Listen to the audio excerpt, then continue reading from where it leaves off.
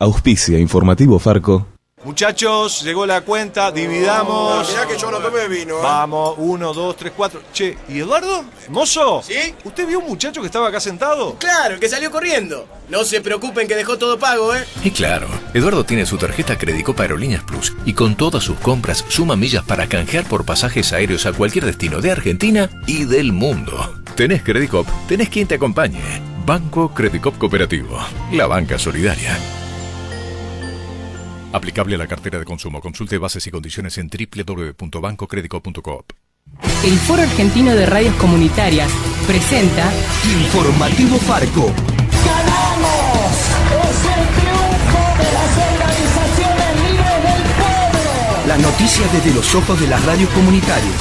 corresponsales en todo el país. Otras voces, otras noticias, otro punto de vista. Informativo Farco. Hola Argentina, saludos otra vez, bienvenidas, bienvenidos a esta producción informativa nacional de Farco, el Foro Argentino de Radios Comunitarias. Esta es nuestra segunda edición de hoy, lunes 29 de octubre de 2018.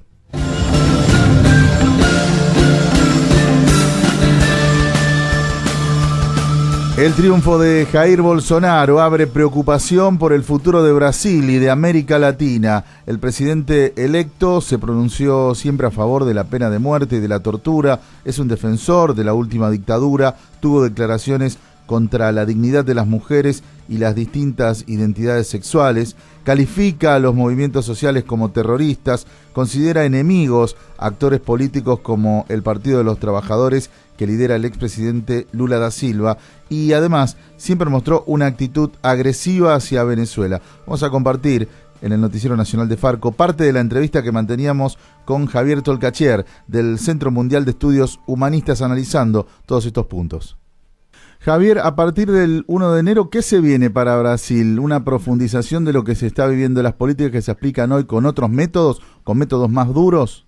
En lo económico y en lo geopolítico vamos a estar ante un gobierno entreguista, es decir, lejos de ser un gobierno nacionalista o soberanista, como si, pretendió serlo el gobierno de Trump. En esto va a ser todo lo contrario, o sea, ya Bolsonaro habló de que hay que achicar el Estado, desburocratizar el Estado, por lo tanto estamos ante la evidencia segura a través de la administración de su futuro economista, Paulo Guedes, un discípulo de Milton Friedman, de los Chicago Boys, del ultraneoliberalismo. Vamos a ver venta de las empresas nacionales de Brasil, venta de Petrobras, venta de Eletrobras, de las grandes, empresas nacionalizadas del Brasil.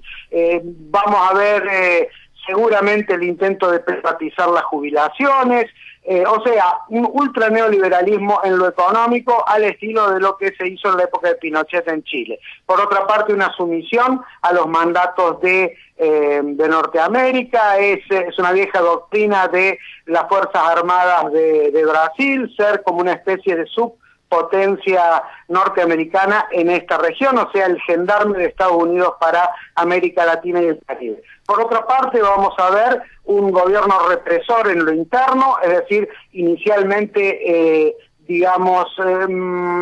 señalando a los movimientos populares, al MST, al movimiento de los campesinos sin tierras, al movimiento de los trabajadores sin techo, señalándolos como terroristas, indicándolos y atacándolos, ¿no? Lo mismo con cualquiera que ose, oponerse o protestar contra las medidas económicas que tome el gobierno.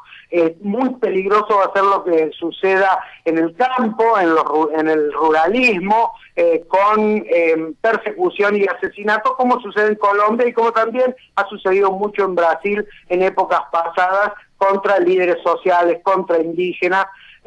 Y finalmente, algo muy peligroso, vamos a ver el ascenso de una preeminencia teocrática en cuanto a los valores, es decir, la influencia de la iglesia neopentecostal dirigida por el millonario Edir Macedo, que ha tenido un importante rol en la elección de Bolsonaro, va a tener un rol muy importante en el campo de lo que se refiere a los programas educativos, y en general a lo referido a todo lo que ellos denominan la ideología de género, o sea, la prevención de la salud, la educación sexual integral, el aborto, etcétera. Javier, ¿cómo va a afectar a América Latina y fundamentalmente la situación de Venezuela, el triunfo de Bolsonaro? Bueno, yo creo que se conforma un eje militarista entre el nuevo gobierno brasileño y el gobierno uribista de Colombia. Básicamente ellos podrían ser punta de lanza en la amenaza militar contra Venezuela. Se estrecha el cerco, yo creo que cualquier chispa puede hacer estallar el polvorín. Sin embargo, creo que se va a someter, no va a ser unilateral lo de Bolsonaro, va a ser una política totalmente sometida a lo que dicte Estados Unidos a través del Departamento de Estado, a través de la CIA y también a través de su brazo diplomático, su Ministerio de las Colonias, la Organización de Estados Americanos. Hay que estar con mucho cuidado, la gente tiene que estar muy clara y salir a defender la paz, no comerse el cuento del logro de Venezuela o el logro de Nicaragua o el logro de Bolivia.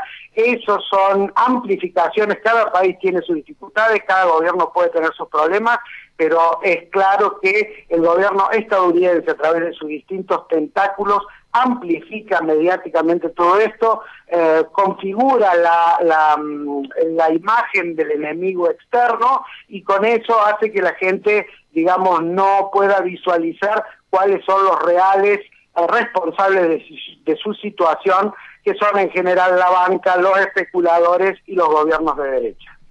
Última pregunta, Javier, ¿cómo sale de esto América Latina? Bueno, es quizás una pregunta excesiva para un analista, pero yo creo, yo voy a dar una cosa que es poco dicha, ¿no? O sea, se ha dicho mucho sobre que los movimientos populares, progresistas, tienen que volver a la base social, tiene que haber formación de cuadros, tiene que, recuperarse esa mística social transformadora en la base social. Pero yo te agregaría una cosa más que es muy importante, y que es el aspecto existencial. Yo creo que el avance de las iglesias evangélicas no solo se produce por un abandono del Estado, un abandono de la Iglesia Católica de las periferias urbanas. Yo creo que hay un componente existencial en este mundo de grandes cambios, en este mundo donde la gente se siente tan sola, en este mundo donde hay tanta violencia, tanta desmoralización, que yo creo que el componente existencial y espiritual es necesario incorporarlo para cobijar, para dar un sentimiento de comunidad a las grandes mayorías. No se trata solo de política, no se trata solo de racionalidad argumental. Se trata de algo más profundo, y es que la gente necesita un componente espiritual que vaya hacia el futuro, y que no nos haga regresar a, viejos dogmas conservadores. Parte del diálogo que manteníamos con Javier Tolcachier del Centro Mundial de Estudios Humanistas, analizando el triunfo de Jair Bolsonaro en Brasil. Seguinos en Twitter, @FarcoArgentina.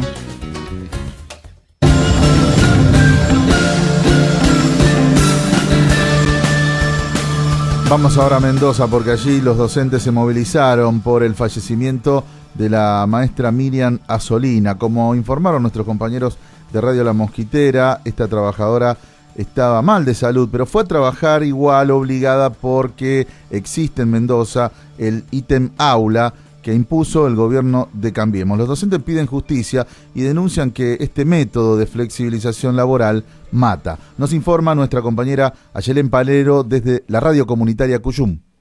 Muy buenos días a la audiencia de Farco. Miriam Asolina tenía 55 años, era docente en la escuela Nélida Sara Basilota y en el Jardín Maternal ICAE Sol y Luna, en el departamento de Lavalle. Miriam falleció el miércoles 24 por la mañana luego de sufrir un ACV. El viernes 26, el Sindicato Unido de las y los Trabajadores de la Educación, SUTE, organizó una concentración en el centro de Mendoza. Roberto Garcés, prosecretario gremial de Educación Media y Superior del SUTE, relata lo sucedido con Miriam y confirmó lo que desde el sindicato siempre denunciaron: el ítem aula mata. y hoy estamos manifestándonos acá en el kilómetro cero por una situación muy triste, que es la muerte de una compañera en Lavalle, una muerte que demuestra que el ítem aula no vino a mejorar la educación, sino que vino a castigar a los docentes, a castigar al punto de quitarle la vida. Esta compañera, que falleció hace 2 días, se sintió mal en la escuela el día lunes, fue al médico, tenía 16 de presión, el médico la mandó de vuelta a trabajar, le dio una pastilla, la mandó a trabajar, se volvió a sentir mal al día siguiente, igual fue a trabajar para no perder el ítem aula, y lamentablemente le dio una ACV en la escuela, fue trasladada por una compañera en su coche al Hospital Cícole de Lavalle. En el hospital hay una ambulancia, pero no había un médico para que la pudiera trasladar de urgencia hacia acá, hacia Mendoza. El servicio coordinado de emergencia se demoró más de 2 horas. La compañera fue trasladada, llegó viva acá, pero obviamente con muerte cerebral. Esto es responsabilidad, en primer lugar, del gobierno, que viene vaciando no solo la educación pública, sino que además viene vaciando la salud pública.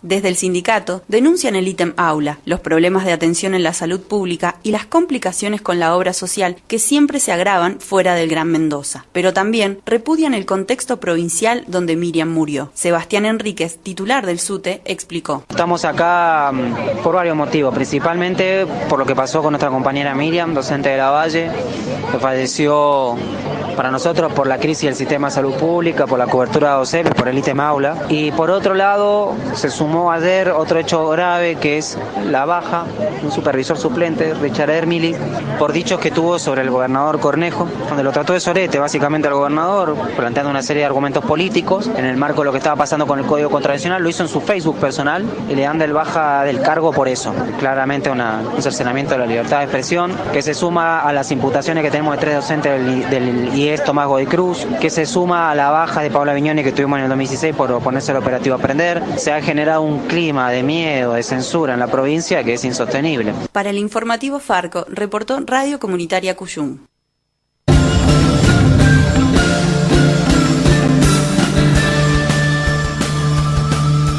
En Esquel comenzó el juicio oral y público contra la mujer mapuche Ivana Wenulaf y otros 4 comuneros. A ellos les iniciaron una causa penal luego de la violenta represión que realizó la Gendarmería en territorio mapuche en enero del año pasado en Chubut. Vamos a compartir el informe que realizaban desde el lugar las radialistas feministas con el testimonio de la propia Ivana Wenulaf.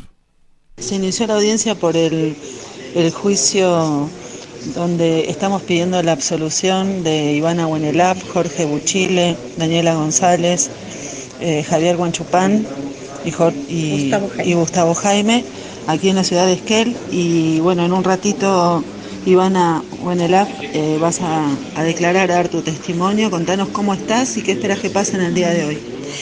Mari, acá estamos muy acompañadas, muy fortalecidas, escuchando lo mismo de las otras audiencias, de lo que se nos sigue acusando. Claro está de que no hay un compromiso de la justicia, pero sí aclarando que vamos a mostrar todo y probar toda nuestra inocencia y absolución para todos.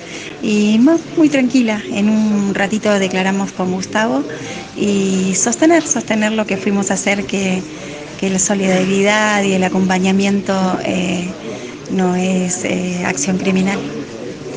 Bueno, pudimos escuchar las palabras del Ministerio Público Fiscal, del fiscal Oro, que bueno, que pareciera como que estuvo en otro lugar o que escuchó otra historia. Tal cual. Y eso es lo que te pone un poquito nervioso, ¿no? Que ellos mismos, la justicia no investiga. Claro, recién decía Mano Salva, nuestro defensor, no se incautaron las armas, no se hizo un seguimiento, no se siguió el camión. Ellos siguen culpándonos de algo que ni ellos la tienen clara. Bueno, ahí estamos. Peucalial, muchas gracias por el acompañamiento y acá estamos. Visita nuestra agencia de noticias, agencia.farco.org.ar.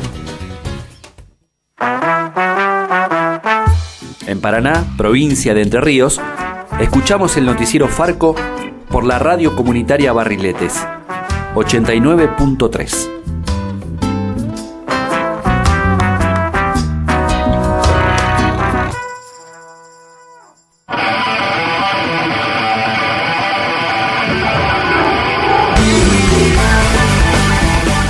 hasta aquí llegamos con Informativo Farco por este lunes 29 de octubre de 2018. En los controles estuvo Cristian Torres, Pepe Frutos en la conducción, junto a las radios comunitarias que integran Farco. Volvemos mañana, que tengan buen resto del día. Chau. Hasta aquí presentamos Informativo Farco, una producción del Foro Argentino de Radios Comunitarias. Corresponsales en todo el país. otras voces, otras noticias, otro punto de vista. Informativo Farco.